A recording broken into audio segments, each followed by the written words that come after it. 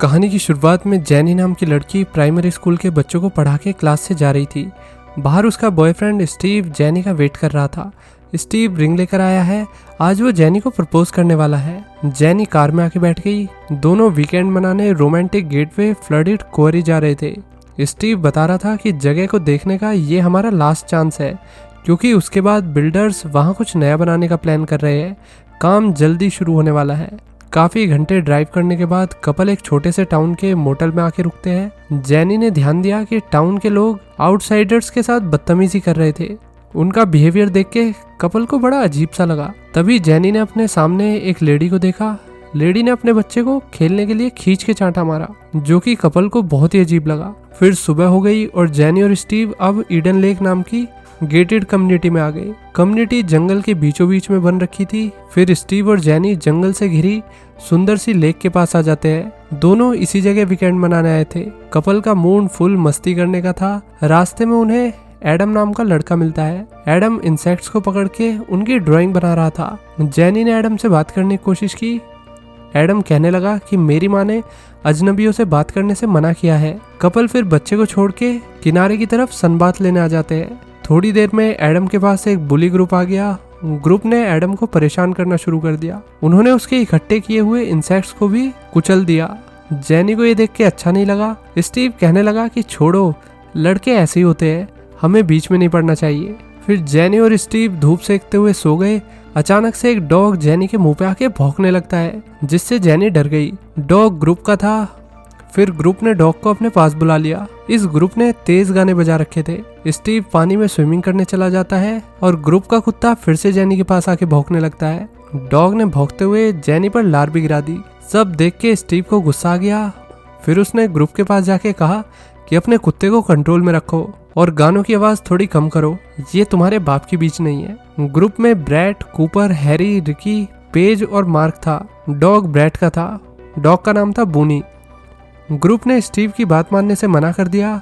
सब स्टीव पे हंसने लगे। पेज ने तो स्टीव पर झूठा इल्जाम लगा दिया कि तुम इधर इसलिए आए हो ताकि मेरी बॉडी को घूर सको। स्टीव को ह्यूमिलेशन होने लगी और वो बिना कुछ कहे वहां से चला गया। ये सब देखकर जैनी कह रही कि हमें यहाँ से कहीं और चलना चाहिए। स्टीव को कहीं नहीं जाना था। उसका कहना ये था कि हम इन 12-13 साल के टीनेजर से डर के तो बिल्कुल भी नहीं जाएंगे। जैनी को ये सुन के गुस्सा आ गया। अब ग्रुप के लड़के जैनी की बॉडी को दूरबीन से देख रहे थे। कुछ टाइम बाद बुली ग्रुप जाने लगते हैं। जाते टाइम ब्रैट ने जैनी को गंदे इशारे किए। इसके बाद रात में कपल ने समुंदर के किनारे आग लगा के क्वालिटी टाइम स्पेंड किया। उन्हें जंगल से कुछ आवाज आ रही थी, पर दोनों ने आवाज को इग्नोर कर दिया। सुबह को जैनी और स्टीव ने ध्यान दिया कि हमारा खाना कीड़ों ने खराब कर दिया है, हमें टाउन जाकर नाश्ता करना होगा। कपल कार में बैठ के जाने लगा। स्टीव ने देखा कि ग्रुप की टूटी हुई बियर की बोतल उसके कार के टायर के नीचे है, जिस वजह से कार का टायर पंचर हो चुका है। इस बात से स्टीव को गुस्सा आ गया। उसने जल्दी से टायर चेंज किए। जैनी और स्टीव फिर टाउन के डाइनर में आ जाते हैं। स्टीव ने वेटरेस से पूछा कि आपको किसी बुली ग्रुप के बारे में पता है या उनके पेरेंट्स के बारे में, क्योंकि मुझे उनसे बात करनी है। बच्चे कुछ ज्यादा ही शरारती है और उन्हें सबक सिखाना जरूरी है। वेटरेस ने बड़े गुस्से और रूडली वे में जवाब दिया, नहीं, मुझे नहीं पता, वो मेरे बच्चे नहीं है। वापिस जाते हुए स्टीव ने रास्ते में एक बुली लड़के की साइकिल घर के बाहर पड़ी देखी। स्टीव ने फिर कार रोक दी। मुझे लड़के के पेरेंट्स से बात करनी होगी। स्टीव फिर अंदर आ जाता है। घर में कोई नहीं था। थोड़ी देर में एक घर का मालिक जॉन आ गया। स्टीव ने कार की आवाज सुन ली थी। स्टीव फिर जल्दी से ऊपर आके छिप जाता है। गलती से स्टीव ने कुछ आवाज कर दी और जॉन को लगा कि घर में उसका बेटा ब्रैड आ चुका है। आदमी गुस्से में अपने बेटे को ढूंढने ऊपर आया तो स्टीव पैनिक हो गया। उसने जल्दी से खिड़की से बाहर आने का प्लान बनाया। स्टीव छत की टाइल्स से रेंगते हुए नीचे आ गया और लड़का किसी तरीके से बिना किसी की नजरों में आए घर से फरार हो गया। स्टीव और जैनी अब लेक के सामने मजे से लेटे हुए थे। एक मोमेंट पर स्टीव ने रिंग निकाल के जैनी को प्रपोज करने का सोच लिया कि एकदम से जैनी ने ध्यान दिया कि हमारा बीच बैग गायब हो गया है। उसमें हमारी कार की चाबी रखी हुई थी। कपल फिर भाग के कार के पास आता है। कार अपनी जगह से गायब थी। हरामी ग्रुप ने कार चुरा ली थी, जिसके चलते स्टीव और जैनी भड़क गए। दोनों जंगल में कार ढूंढ रहे थे। पीछे से कोई फुल स्पीड में कार चला के ला रहा था। कार स्टीयरिंग ब्रैट के हाथ में था। टीनेजर्स स्टीव और जैनी को उल्टा सीधा सुना के भाग गए। अब रात हो गई। जैनी और स्टीव अब भी जंगल में इधर उधर भटक रहे थे। काफी देर बाद उन्हें टीनेजर्स का ग्रुप दिख गया। ग्रुप के बंदे एक पिंजरे में बंद एनिमल को लात मार रहे थे। स्टीव फिर ग्रुप के पास आ गया और अपनी कार की चाबी मांगने लगा। उसने ये भी कहा कि मेरा फोन और वॉलेट दे दो। ब्रैट कहने लगा कि हमारे पास तुम्हारा सामान नहीं है, जबकि ब्रैट ने स्टीव का चश्मा पहन रखा था। स्टीव का फोन बजने लगा और फोन ब्रैट की जेब में था। स्टीव फोन लेने के लिए आगे आया तो रिकी ने जेब से चाकू निकाल लिया। ग्रुप और स्टीव की बहस होने लगती है। ये देखकर बोनी, जो कि डॉग का नाम है, उसको भी गुस्सा आ रहा था। अचानक बोनी ने स्टीव पर हमला कर दिया और अपने बचाव में स्टीव ने बोनी पे चाकू चला दिया, जो कि उसने रिकी से छीना था। अब कुत्ता घायल हो गया। ब्रैड भाग के अपने कुत्ते के पास आके उसका खून रोकने की कोशिश करने लगा, पर खून कुछ ज्यादा ही बह गया था। स्टीव कहने लगा कि हमें डॉग को हॉस्पिटल लेके जाना चाहिए। ब्रैड ने गुस्से में स्टीव के मुंह पे चाबी फेंक के मारी कि चले जाओ यहाँ से। कपल फिर चाबी लेके चला गया। इधर बोनी मर गया, जिसके चलते ब्रैड का दिमाग घूम गया और उसने अपने दोस्तों को ऑर्डर दिया कि मुझे स्टीव और जेनी किसी भी हाल में अपने सामने चाहिए। मुझे उनसे अपने कुत्ते की मौत का बदला लेना है। जेनी और स्टीव कार में बैठ के जा रहे थे। आगे जाके कार एक स्लोप पर अटक गई। पीछे से टीनेजर्स का ग्रुप आ गया। उन्होंने पहाड़ी से पत्थर मार मार के कार की हेडलाइट सब तोड़ दी। स्टीव ने जैसे तैसे कार स्लोप से निकाली, कार को भगाना शुरू किया, पर अंधेरा हो रखा था और कार ज्यादा आगे नहीं जा पाई। स्टीव ने कार को पेड़ में क्रैश कर दिया और कार की विंडशील्ड पर पेड़ की टहनी गिर गई। प्रेशर से स्टीव अपनी सीट से पीछे को हो गया।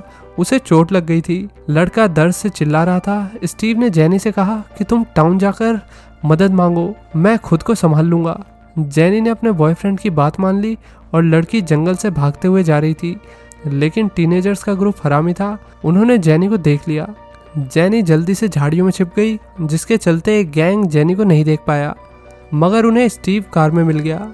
ब्रैट को किसी भी हालत में अपने डॉग की मौत का बदला लेना था। जेनी छिपी हुई जगह से बाहर आई, मतलब रात को वो टाउन में हेल्प मांगने नहीं गई थी, बल्कि वो यहीं कार के पास छिपी हुई थी। फिर वो कार के पास आई और कार में स्टीव नहीं था। जेनी खून के निशान को फॉलो करते हुए आगे गई। ग्रुप ने तो भैया स्टीव को कांटे वाली तार से पेड़ से बांध रखा था। स्टीव खूनम खून हो रखा था। ब्रैट कह रहा था कि हम स्टीव को चारा बनाएंगे, तभी जेनी हमारे पास आएगी और हम सब मजे करेंगे। ग्रुप का लड़का हैरी ये देख के कहने लगा कि हमें स्टीव को छोड़ देना चाहिए। ब्रैट ने मना कर दिया कि हमने इसे छोड़ दिया तो हम सबको पुलिस पकड़ लेगी। हैरी ब्रैट की बात से एग्री नहीं कर रहा था, क्योंकि उसने तो स्टीव को हाथ तक नहीं लगाया था, जिसके चलते ब्रैट को गुस्सा आ गया और उसने चाकू निकाल के हैरी को डराया कि चलो जल्दी से स्टीव को टॉर्चर करो, नहीं तो तुम्हें मार डालूंगा। ब्रैट ने पेज को ऑर्डर दिया कि तुम ये सब रिकॉर्ड करो, मेरे पास प्रूफ होना चाहिए कि हम सब ने सब कुछ मिलकर किया है। ब्रैट के ऑर्डर पर ग्रुप ने एक एक करके स्टीव को चाकू मारा। जेनी बेचारी दूर से डरी सहमी बस स्टीव को यूं ही देख रही थी। जेनी ने अपना फोन देखा तो सिग्नल नहीं आ रहे थे। लड़की ने फिर स्टीव के फोन का ब्लूटूथ कनेक्ट करके पुलिस को कॉल की। अनफॉर्चुनेटली स्टीव का फोन ब्रैट के पास था और उसे कॉल का नोटिफिकेशन आ गया। ब्रैट समझ गया कि जेनी आसपास ही छिपके हमें देख रही है। लड़के ने कॉल डिस्कनेक्ट कर दी। स्टीव चिल्लाया कि जेनी भागो। टीनेजर अपनी साइकिल पर जेनी के पीछे भागे। मौके का फायदा उठा के स्टीव ने खुद को आजाद कर लिया। जेनी ने फिर लकड़े से ग्रुप का मोर बना दिया। सारे के सारे धड़ाम गिरे।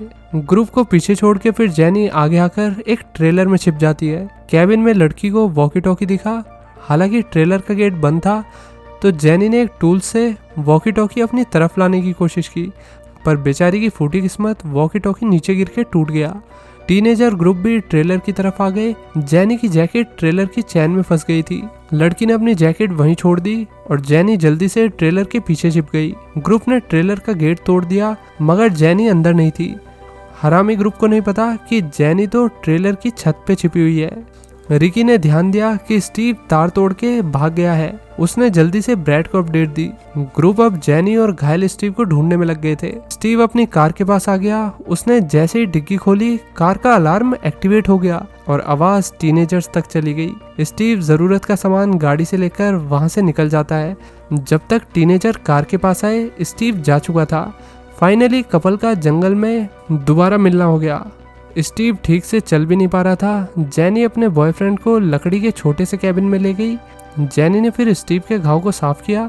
जेनी की नजरें स्टीव की पॉकेट में रखी डिब्बी पर गई। उसने उसमें रिंग देख ली। जेनी शॉक रह गई। फिर स्टीव ने बताया कि मैंने हमारा हनीमून अफ्रीका में प्लान किया था। मैंने शादी करने के लिए तुम्हारे पापा से परमिशन ले ली थी। अब टीनेजर ग्रुप कैबिन के पास आ जाता है, जिसके चलते कपल को भागना पड़ा। ग्रुप कैबिन के अंदर आया तो अंदर कोई नहीं था, जमीन पर बस खून के निशान थे। दरअसल जेनी और स्टीव कैबिन के नीचे पानी में छिपे हुए थे। ग्रुप के जाने के बाद जेनी स्टीव को पानी से बाहर लेकर आई। इस टाइम तक स्टीव बेहोश हो गया था। जेनी को पता था कि अगर स्टीव का इलाज नहीं कराया गया तो लड़का बच नहीं पाएगा। जेनी बोली कि मैं टाउन जाकर हेल्प लेकर आती हूँ, तब तक तुम अपना ध्यान रखना। जेनी ने स्टीव की रिंग अपनी फिंगर में पहन ली और कहा कि देखो, मैंने तुम्हारा प्रपोजल एक्सेप्ट कर लिया। जाने से पहले जेनी ने स्टीव को झाड़ियों से छुपा दिया। जेनी ने फिर टाउन की तरफ जाने के लिए पावर लाइन को फॉलो किया। रास्ते में उसके पैर में एक स्पाइक घुस गया। ओह शिट, वो बेचारी जमीन पे गिर पड़ी। जेनी दर्द से चिल्ला रही थी। उसकी आवाज़ टीनेजर ने सुन ली। टीनेजर झाड़ियों की तरफ भागने लगे और जेनी ने ग्रुप में छिपके अपने मुंह में लकड़ी दबा ली ताकि दर्द में चिल्लाने की आवाज़ टीनेजर्स तक न पहुंच जाए। जेनी ने फिर स्पाइक को बाहर निकाल दिया। जेनी ने हिम्मत की और लड़की आगे बढ़ती रही। थोड़ी देर बाद उसे जंगल में एडम मिला। ये वही लड़का है जिसे कहानी की शुरुआत में दिखाया गया था, जिसे बुली किया जा रहा था स्टार्टिंग में। जेनी फिर एडम से रिक्वेस्ट कर रही कि मुझे अपनी माँ के पास ले चलो, तो एडम बोला कि वो काम पर गई हुई है। जेनी ने फिर कहा कि अच्छा प्लीज, क्या तुम मुझे टाउन तक लेकर चलोगे? तो एडम मान गया। फिर एडम पावर लाइन को फॉलो करने की जगह गहरे जंगल में जाने लगा। एडम ने फिर एक जगह पे रुक के फोन इस्तेमाल किया। उसने किसी को मैसेज किया था। जेनी ने फोन देख के कहा कि प्लीज पुलिस को कॉल करो। एडम बोला कि यहाँ सिग्नल नहीं आ रहे तो कॉल नहीं लग सकता, मैं तो बस गेम खेल के टाइम पास कर रहा हूँ। फिर जेनी को एडम पर शक हो गया और उसने बच्चे से फ़ोन छीनने की कोशिश की। इतने में चारों तरफ से टीनेजर्स का ग्रुप आ गया। ग्रुप को एडम ने मैसेज करके बुलाया था। जेनी की आंख खुली तो लड़की अपने बॉयफ्रेंड के साथ एक पेड़ से बंधी हुई थी। स्टीव अब बेचारा दुनिया में नहीं रहा। ग्रुप ने कपल पर पेट्रोल छिड़क दिया। उनका प्लान था कपल को जला के सारी बात जंगल में दफन करना।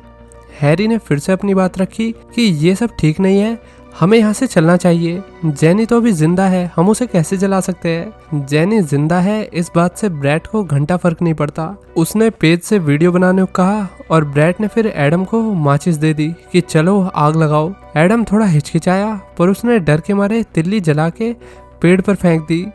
आग लग गई और स्टीव की बॉडी जलने लगी। जेनी जान की भीख मांग रही थी कि प्लीज मुझे छोड़ दो। आग बढ़ी तो जेनी की रस्सी जल के खुल गई। लेडी को मौका मिला और वो तुरंत भाग गई। ब्रैड जेनी की तरफ भागा पर जेनी ने पास में पड़ा पेट्रोल गिरा दिया और उसके और ब्रैड के बीच में एक आग की दीवार बन गई। फिर जेनी भाग गई और ब्रैड को गुस्सा आ रहा था। उसने एडम को पकड़ लिया। अगर तुम वापस नहीं आई तो मैं इसे जिंदा जला दूंगा। जेनी ने ब्रैड की बात इग्नोर कर दी। लड़की भागती रही। थोड़ी आगे जाकर जेनी रुक के देख रही कि ब्रैड ने एडम पर पेट्रोल छिड़क के उसमें सच में आग लगा दी है। बाप रे बाप। जेनी सब देख के बहुत डर गई। लड़की ने उल्टियां करना शुरू कर दिया। ब्रैड के दोस्त भी एडम को जिंदा जलते देखकर डर गए, पर किसी में इतनी हिम्मत नहीं थी कि वो ब्रैड के खिलाफ कुछ भी बोल सके। इसके बाद जेनी को कैबिन के पास बड़ा सा मैप दिखता है। उसने शीशा तोड़ के मैप निकाल लिया। फिर जेनी ने ध्यान से मैप को देखा कि मैं बाहर कैसे निकल सकती हूँ।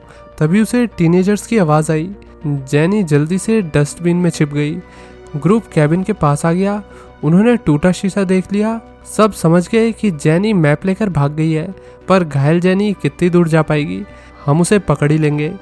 ग्रुप आगे चल पड़ा। सबके जाने के बाद जेनी डस्टबिन से बाहर आई। कूपर ने लड़की को देख लिया। कूपर जेनी के पास आया कि मैं तुम्हारी हेल्प करना चाहता हूँ। अचानक से जेनी ने कूपर की गर्दन में पैना कांच घुसा दिया। उसे नहीं पता था कि कूपर उसकी हेल्प करने के लिए आया है। कूपर जमीन पे गिर पड़ा और जेनी को रियलाइज हुआ कि मैंने ये क्या कर दिया है। कूपर सच में हेल्प करना ही चाहता था। फिर जेनी ने कूपर को बचाने की काफी कोशिश की, पर कूपर बच नहीं पाया। लड़के ने जेनी की गोद में ही अपना दम तोड़ दिया। अब रात हो गई और टीनेजर अब भी जेनी को ढूंढ रहे थे। ब्रैड को पेज की चिल्लाने की आवाज आती है। लड़का पेज की तरफ भाग के आया तो हैरी और पेज को कूपर की डेड बॉडी मिल गई थी। हैरी ब्रैड को ब्लेम करने लगा कि तुम्हारी वजह से ये सब कुछ हो रहा है, अब मुझे घर जाना है। हालांकि ब्रैड चिल्लाने लगा, कोई कहीं नहीं जाएगा और हैरी तुम भागने का सोचना मत, मेरे पास रिकॉर्डिंग है। सबने स्टीव को टॉर्चर किया है। हैरी डर के किसी को कॉल करने लगा तो ब्रैड ने अपने दोस्त के मुंह पर घूंसे मार के उसे जमीन नपवा दी। ब्रैड ने फिर हैरी में लात बजाई। ब्रैड इतने गुस्से में था कि उसने बड़ी बेरहमी से हैरी को मार ही डाला। पेज सब देख के डर गई, वो ब्रैड को छोड़ के भाग गई। जेनी मेन रोड तक आ गई। लड़की के सामने एक कार थी। जेनी रोड पे आके बेहोश हो गई। कार से ड्राइवर उतरा, इसका नाम है रीस। जेनी की हालत देख के वो शॉक हो गया था। जेनी धीरे धीरे बोल रही थी कि मदद करो, उन्होंने मेरे बॉयफ्रेंड को मार दिया है। रीस ने जेनी को कार में बैठा लिया और फिर वो जेनी को टाउन की तरफ ले जाने की जगह जंगल में ले जा रहा। दरअसल रीस रिकी का भाई है। जेनी बहुत डर गई जब उसे पता चला कि रीस मेरे बॉयफ्रेंड के कातिल रिकी का भाई है। उसने रीस से कार घुमाने की कही पर लड़के ने मना कर दिया कि मुझे अपने भाई को ढूंढने जाना है। फिर रीस गेट के पास आ जाता है।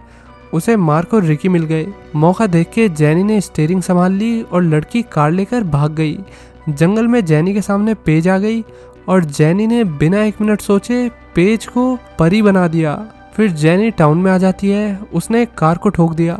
जेनी की कार फेंस में जाकर भिड़ गई। थकी हुई जेनी कार से बाहर आती है। जेनी बैकयार्ड से जा रही, सामने एक ग्रुप की पार्टी चल रही थी तो जेनी हेल्प के लिए चिल्लाती है और फिर वो बेहोश होकर जमीन पर गिर पड़ी। लोग बाग उसकी हेल्प करने के लिए आते हैं। थोड़ी देर में जेनी की आंख खुली तो एक लेडी उसके घाव पे मरहम लगा रही थी। जेनी को थोड़ा ठीक से होश आया तो उसने देखा कि सामने दीवार पर ब्रैड की फोटो लगी हुई है। मतलब अभी जेनी ब्रैड के घर में है। जेनी रिक्वेस्ट कर रही कि प्लीज एम्बुलेंस को कॉल कर दो, पर जॉन ने चिल्ला के कहा कि अपना मुंह बंद रखो। जेनी बोली कि मुझे वॉशरूम जाना है। लड़की फिर वॉशरूम में आकर गेट बंद कर लेती है। उसने भागने का प्लान बनाया पर वॉशरूम की खिड़की कुछ ज्यादा ही छोटी और मजबूत थी। वहां से निकलना तो भैया नामुमकिन था। फिर बाहर लोगों के चिल्लाने की आवाज आ रही थी। शायद सबको पता लग गया कि जंगल में क्या हुआ था। सबने रीस की वैन भी पहचान ली थी। जेनी के पास रास्ता नहीं था।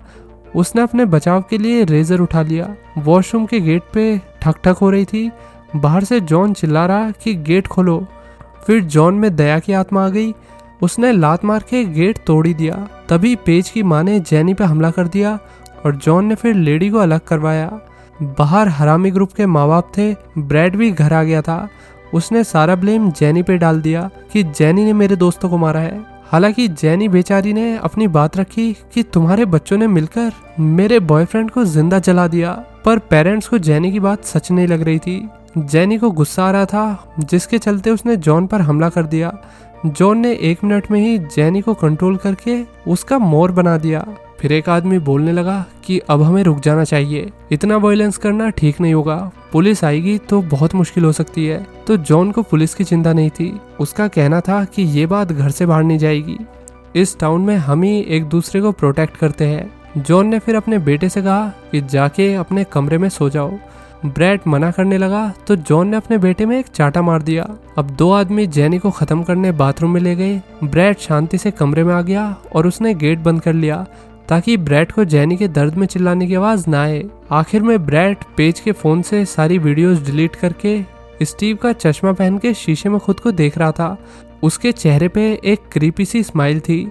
इसी के साथ ये कहानी यहीं खत्म हो जाती है। तो दोस्तों, इस कहानी की एंडिंग कुछ ज्यादा ही रियलिस्टिक थी। हम ज्यादातर मूवीज में देखते हैं कि आखिर में विक्टिम अपने बॉयफ्रेंड या गर्लफ्रेंड का बदला लेते हैं और जितने भी लोग विलन हैं उन सबको मार गिराते हैं। लेकिन इस मूवी के अंदर क्या दिखाया गया है?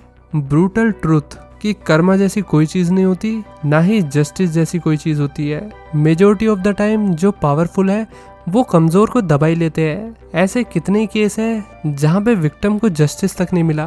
जो केस कोर्ट तक भी पहुंच गए हैं और कोर्ट एंड कोर्ट विक्टिम्स को जस्टिस भी मिल गया है, उनमें भी क्रिमिनल्स को वीआईपी ट्रीटमेंट मिल रहा है और तो और अब उन्हें बेल भी मिल रही है। जिन क्राइम्स के लिए फांसी से कम सजा नहीं होनी चाहिए, उन क्राइम पे तो क्रिमिनल्स को बेल मिल रही है। तो ये अपने आप में कितनी शर्मनाक बात है। इसलिए मैं कहता हूँ कर्मा नाम की कोई चीज नहीं है। जस्ट बी पावरफुल ताकि कोई भी आपके साथ इनजस्टिस ना कर पाए। And be kind. चलिए इसी थॉट के साथ मिलते हैं नेक्स्ट वीडियो में। Till then take care, bye bye.